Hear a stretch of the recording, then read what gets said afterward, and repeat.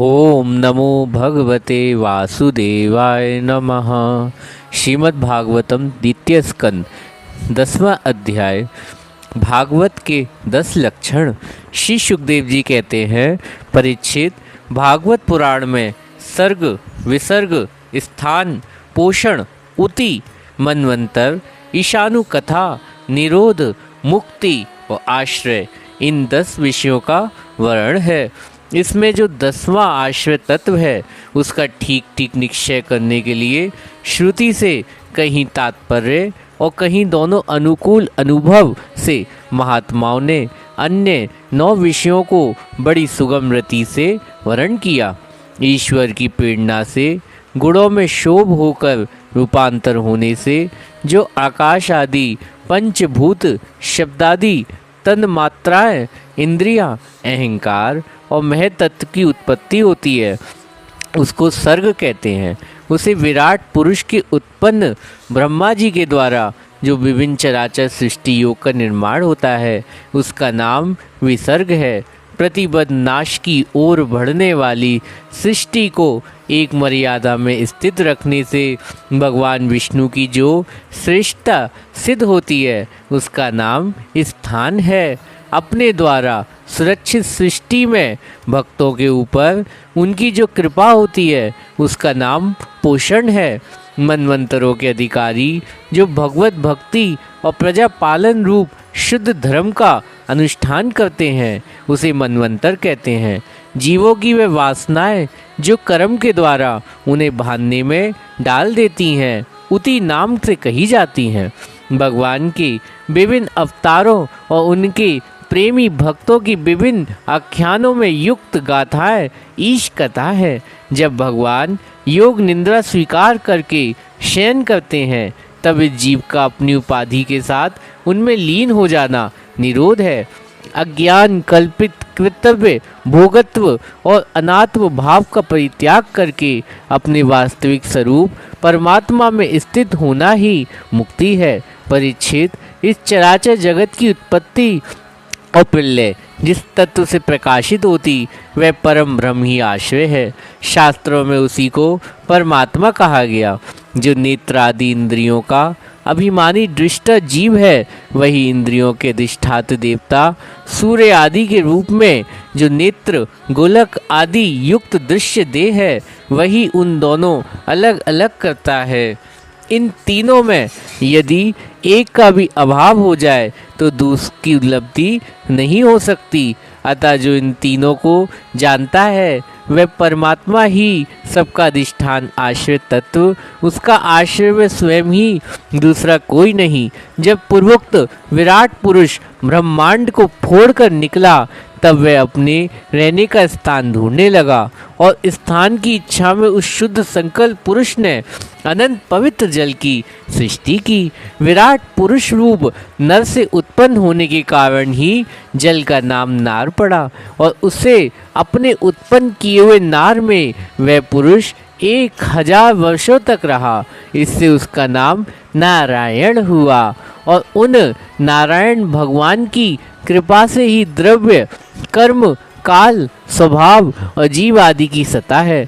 उनकी अपेक्षा कर देने पर और किसी का अस्तित्व नहीं रहता। उन आदित्य भगवान नारायण ने योग निद्रा से जागकर अनेक होने की इच्छा की।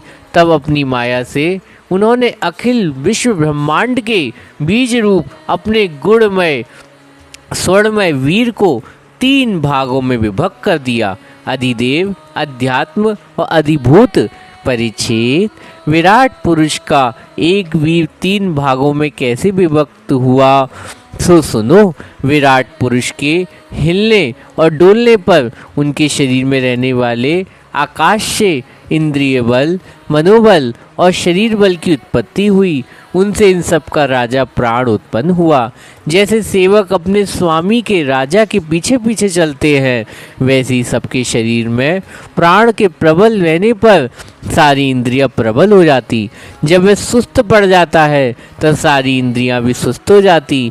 जब प्राण जोर से आने जाने लगता तब विराट पुरुष को भूख प्यास अनुभव हुआ।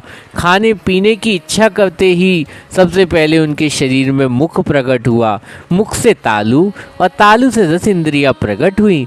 इसके बाद अनेक प्रकार के रस उत्पन्न हुए जिन्हें रसना ग्रहण करती। जब उनकी इच्छा बोलने की हुई तब वाक इंद्रियां, उनके अधिष्ठात्र देवता अग्नि और उनका विषय बोलना, ये तीनों प्रकट हुए। इसके बाद बहुत दिनों तक उस जल में ही वे रुके रहे। श्वास के वेग से नासिका छिद्र प्रकट हो गए। जब उन्हें सूंघने की इच्छा हुई तब उनकी नाक घ्राणेन्द्रिय आकर बैठ गई और उसके देवता गंध को फैलाने वाले वायुदेव प्रकट हुए।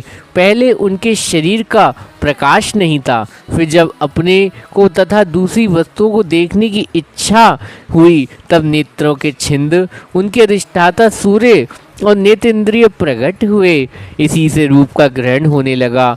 जब वेद रूप ऋषि विराट पुरुष की स्तुतियों द्वारा जानने के लगे तब उन्हें सुनने की इच्छा हुई। उसी समय कान उनके अधिष्ठात्र देवता दिशाएं और श्वेत इंद्रियां प्रकट हुई। इसे शब्द सुनाई पड़ता।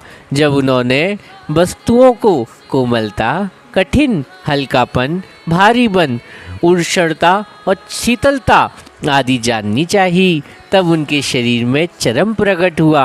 पृथ्वी में जैसे वृक्ष निकल आते उसी प्रकार उस चरम में रोए पैदा हुए। उसके भीतर बाहर रहने वाली वायु प्रकट हो गया। स्पर्श ग्रहण करने वाले त्वचा इंद्रियां भी साथ ही साथ शरीर में चारों ओर लिपट गई। उससे उनके स्पर्श का अनुभव होने लगा। जब उन्हें अनेकों प्रकार के कर्म करने की इच्छा हुई तब उनके हाथ उग आए। उन हाथों को ग्रहण करने की शक्ति हस इंद्रिया और उनके देवता इंद्र प्रकट हुए। उन्होंने आश्रय होने वाले ग्रहण रूप कर्म भी प्रकट हो गया। तब उन्हें अविष्ट स्थान पर जाने की इच्छा हुई तब उनके शरीर में पैर उगाए। चरणों के साथ ही चरण इंद्रिय अधिष्ठाता रूप महास्वयं यज्ञ पुरुष भगवान विष्णु स्थित हो गए और उन्हीं में चलना रूप कर्म प्रकट हुआ। मनुष्य इसी चरण इंद्रियों से चलकर यज्ञ सामग्री एकत्रित करते। संतान, रति और स्वर्ग भोग की कामना होने पर विराट पुरुष शरीर में लिंग की उत्पत्ति हुई। उसमें उपेंद्रिय, प्रजापति, देवता इन दोनों आश्रय रहने वाले काम सुख का आविर्भाव हुआ। जब उन्हें मल त्याग की इच्छा हुई तब गूथा द्वार प्रकट हुआ। तत्पश्चात उसमें पायु इंद्रिय मित्र देवता उत्पन्न हुए। इन्हीं दोनों द्वारा मल त्याग क्रिया संपन्न होगी। अपान मार्ग द्वारा एक शरीर से दूसरे शरीर में जाने की इच्छा होने पर नाभि द्वार प्रकट हुआ। उससे अपान और मृत्यु के देवता प्रकट हुए। इन दोनों के आश्रय प्राण अपान का विछो यानी मृत्यु होती। जब विराट पुरुष को अन्न जल ग्रहण करने की इच्छा हुई तब कोख, आंतें और नाड़ियाँ उत्पन्न हुई। साथ ही कुची के देवता समुद्र, नाड़ियों के देवता नदियाँ और तुष्टियाँ और पुष्टि ये दोनों अनेक आश्रित विषय उत्पन्न हुए। जब उन्होंने अपनी माया पर विचार करना चाहा तब हृदय की उत्पत्ति हुई। उससे मन रूप इंद्रिय और मन उसका देवता चंद्रमा तथा विषय कामना और संकल्प प्रकट हुए। विराट पुरुष के शरीर में पृथ्वी, जल, तेज 7 धाराएं प्रकट हुई, धातुएं प्रकट हुई। त्वचा, चर्म, मांस, रुधिर, मेद, मज्जा और अस्थि। इसी प्रकार आकाश, जल और वायु प्राणों की उत्पत्ति हुई। श्रोत आदि सब इंद्रियां शब्द आदि विषयों का ग्रहण करने वाली वह विषय अहंकार से उत्पन्न हुए। मन सब विकारों का उत्पत्ति स्थान और बुद्धि समस्त पदार्थों का बोध कराने वाली। मैंने भगवान के इस स्थूल रूप का वर्णन तुम्हें सुनाया। ये बाहर की ओर से पृथ्वी, जल, तेज, वायु, आकाश, अहंकार, महतत्व और प्रकृति इन 8 आवरणों से घिरा हुआ। इससे परे भगवान का अनंत सूक्ष्म रूप वह व्यक्त, निर्विशेष और मध्य अंत से रहित एवं नित्य है। बाड़ी और मन की वहाँ तक पहुँच नहीं। मैंने तुम्हें भगवान के स्थूल और सूक्ष्म व्यक्त अव्यक्त जिन 2 रूपों का वर्णन सुनाया ये दोनों भगवान की माया से द्वारा रचित हैं। इसलिए विद्वान पुरुष इन दोनों को स्वीकार नहीं करते।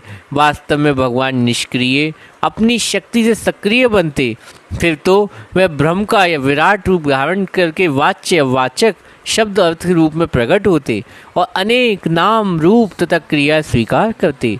परिच्छेद प्रजापति मनु, देवता, ऋषि, पितर, सिद्ध, चारण, गंधर्व, विद्याधर, असुर, यक्ष, किन्नर, अप्सराएं, नाग, सर्प, किमपुरुष, उरंग, मातकाएं, राक्षस, पिच्चास, भूत, प्रेत, विनायक, कूष्मांड, उन्माद, बेताल, यदुधान, ग्रह, पक्षी और मृग, पशु, वृक्ष, पर्वत, सर्प इत्यादि जितने भी संसार में नाम रूप हैं वे भगवान के ही हैं।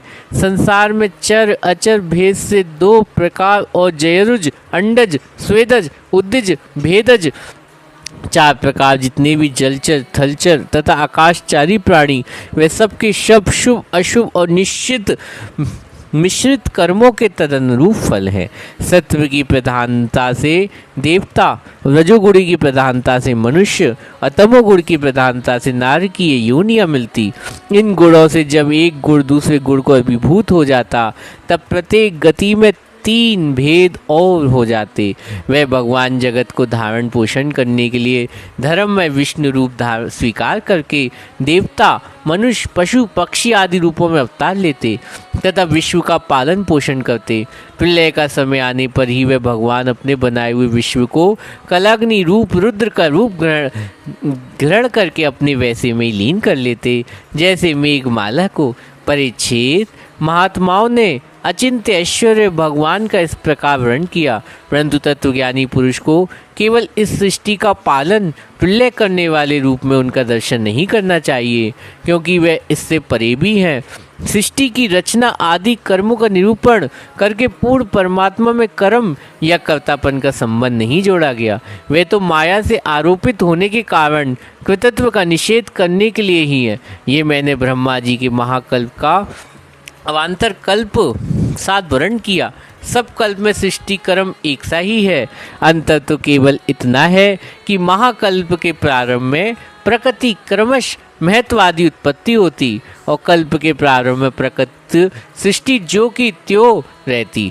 चराचर पक्षियों प्राणियों वैकृत सृष्टि नवीन रूप से होती। परिच्छेद काल का परिणाम कल्प और उसके अंतर्गत मनवंतरों के वर्णन आगे चलकर करेंगे।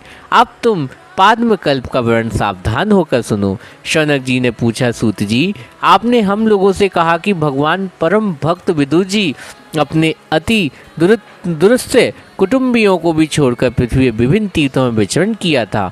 उस यात्रा में मैत्र ऋषि के साथ अध्यात्म संबंध उनकी बातचीत कहाँ हुई तथा मैत्र जी ने उनके प्रश्न करने पर किस तत्व का उपदेश किया? सूत जी, आपका स्वभाव बड़ा सौम्य, आप विदुर जी का वह चरित्र हमें सुनाइए। उन्होंने अपने बड़े भाई मनुओं को क्यों छोड़ा, फिर उनके पास क्यों लौटाए? सूत जी ने कहा, शौनक आदि ऋषियों, राजा परीक्षित ने यही बात पूछी थी। उनके प्रश्नों के उत्तर में सुखदेव जी महाराज ने जो कुछ कहा वही मैं आप लोगों से कहता हूँ। सावधान होकर सुनो। द्वितीय स्कंद समाप्त। हरि ओम तत्सत। हरे कृष्णा।